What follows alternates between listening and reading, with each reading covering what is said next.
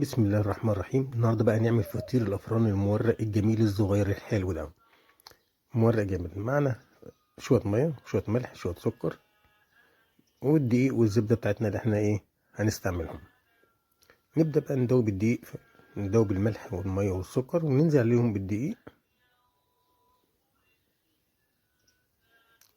نعجن الدقيق ده كويس في قلب الميه والملح والسكر اللي احنا حطيناهم.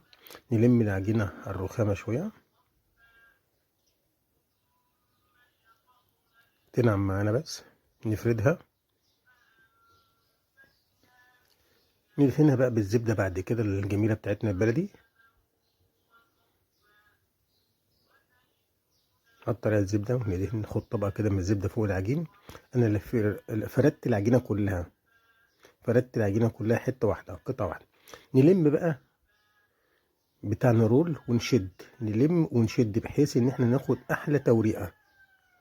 الشد مع اللم ده بيدينا توريقه حلوه جميله لذيذه. نقفل بقى بعد ما كده، نقفل الرول بتاعنا، نبرمه، ونبدا بعد كده نقطعه.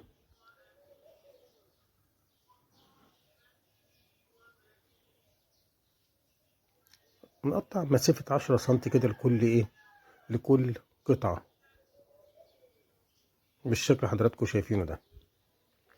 خلاص بقى كده نلم بقى الرول بتاع ده، نلمه ونبدأ نفرده بالفرادة مستطيل كده، شكله مستطيل. دي عملية الطريق بتاعتنا. بعد ما يريح شوية نفرده كده ونكوره بالطريقة اللي حضراتكم شايفينها دي، نعمله كور. ادي الفطيرة بتاعتنا، حجم الفطيرة بتاعتنا اهو. ندهنه بزيت ونبدأ بقى نفرد. بعد ما يستريح شوية نفرد الفطيرة بتاعتنا، نحطها في الصاج بتاعنا. نجيب واحدة تانية نفردها، بيستوي في الفرن ويطلع بالجمال والروعة والحلاوة دي بعد ما يبرد اهو. طب احنا عايزين ناخد بقى فطيرتين كده نعملهم وش بيتزا، صلصة وفلفل وموزاريلا، ونعمل ونسوي في الفرن يا باشا. الفطير ده بيطلع احلى واجمل فطير مورق، وطعمه روعة، طعمه روعة. بسم الله ما شاء الله، بسم الله ما شاء الله على الجمال. اللهم صل وسلم وبارك على سيدنا محمد وعلى اله وصحبه وسلم.